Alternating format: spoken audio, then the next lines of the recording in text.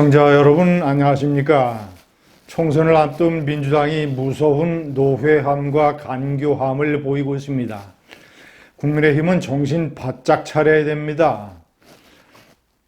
부산 엑스포 유치 실패는 사실상 야당이 평상시라면 엄청 공격을 했을 것입니다.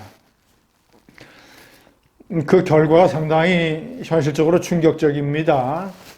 정부가 그동안 얘기를 했던 사우디를 추격하고 있다는 것은 사실과 너무나 거리가 멀게 드러났습니다. 119대 29표. 한국은 사우디의 4분의 1에 그치고 말았습니다.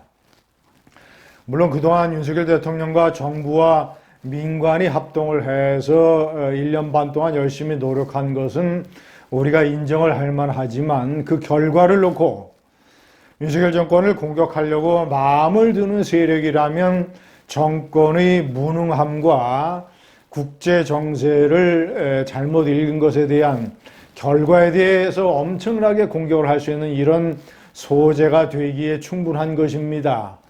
자, 그래서 일찍 불을 끄기 위해서 윤석열 대통령이 오늘 특별 브리핑 담화를 발표하면서 모든 것은 나의 부족의 소치다라는 식으로 대통령이 책임을 껴안는 그런 어떤 겸손한 모습을 보였습니다.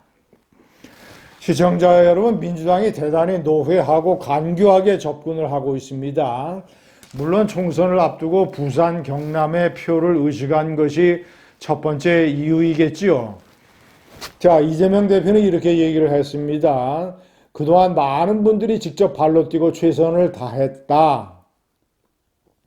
하지만 불발됐다. 참으로 안타깝게 생각한다.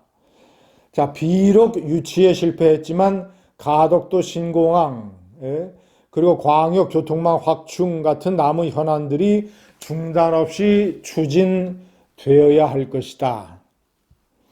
자, 홍익표 원내대표도 비슷하게 얘기했지만 유치에는 실패했지만 부산을 비롯한 부울경 지역 발전과 대한민국의 새로운 도약은 계속될 것. 자, 제일 막말을 많이 하고 그리고 제일 윤석열 정권에 대한 공격에 앞장서고 있는 정청래 최고위원도 이렇게 얘기를 했습니다. 엑스포 유치를 위해 수고를 아끼지 않은 분들, 응원했던 국민들께 심심한 위로의 말씀을 드린다. 이럴 때일수록 중간에 꺾이지 말자 이것이죠. 이런 정신이 필요한 것 같다라고 얘기를 했습니다.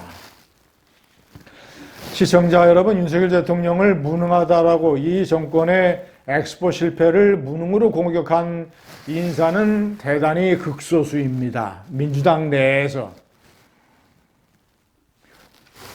시청자 여러분, 민주당이 총선을 앞두고 보이고 있는 노회함, 그리고 저는 몇 가지 판단을 내리는 게 있습니다. 자, 민주당은 절대로 의미 있는 분당의 후유증에 사로잡히지 않을 것이다. 저는 이렇게 판단을 합니다. 총선을 앞두고 분당을 할 만큼, 또 분당이 되더라도 설사 일부가 탈당을 하더라도 그들에게 의미 있는 표를 몰아줄 정도로 민주당의 지지 세력이 바보가 아닙니다.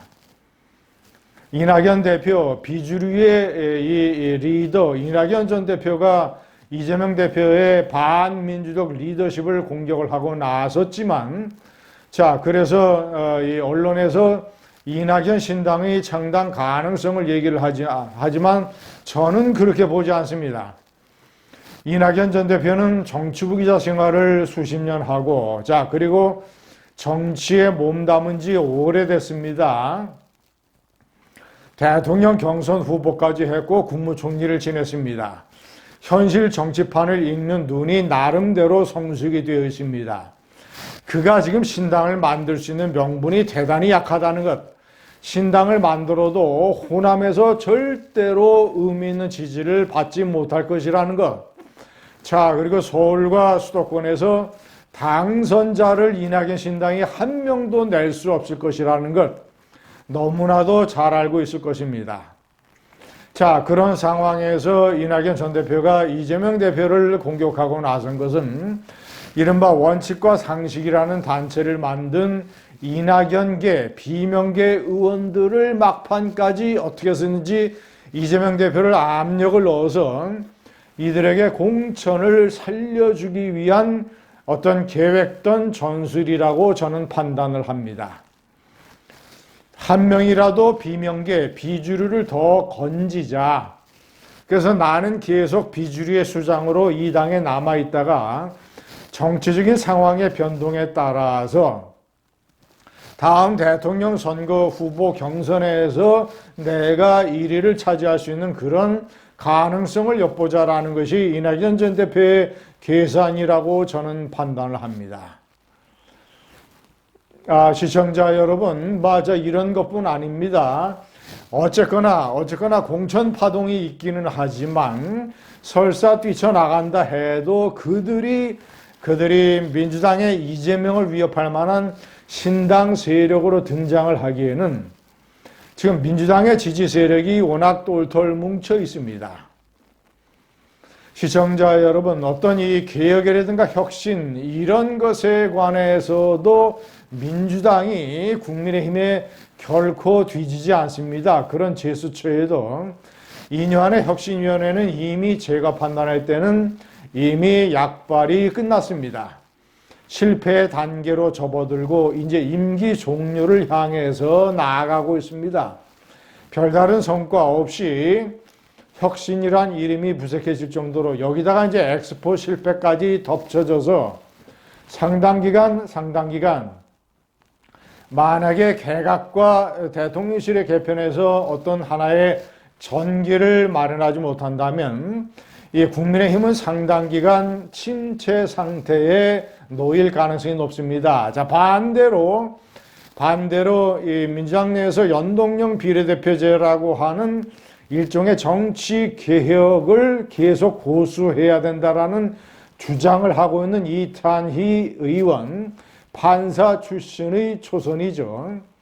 자, 양승태 대법원의 이른바 좌파에서 얘기하는 사법농단 이런 데에 항의를 해서 사표를 냈던 이탄희 판사 출신 초선 의원이 용인정, 이 자기의 지역구를 버리고 험지에 출마하겠다고 선언을 했습니다. 자, 이것은 부산의 삼선 하태경 의원이 수도권 험지에 종로에 출마하겠다고 한 것과는 상당 부분 차원이 다릅니다. 왜냐? 초선이기 때문에.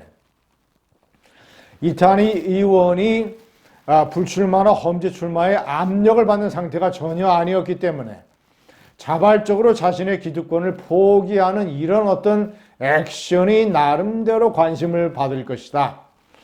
자, 용인정이라는 지역구는 대부분이 이제 기흥구, 그 동백 1, 2동, 그런 구성, 그런 지역 있죠.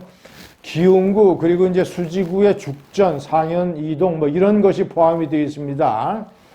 자, 지난 총선 때는 이탄희 의원이 국민의힘의 후보를 10%포인트 차이로 이겼고, 자, 그리고 이 8년 전에는 14%포인트 차이로 표창원 의원이 국민의힘 후보를 이겼던 민주당에 유리한 민주당의 텃밭이라고 할 수 있는 그런 지역구입니다.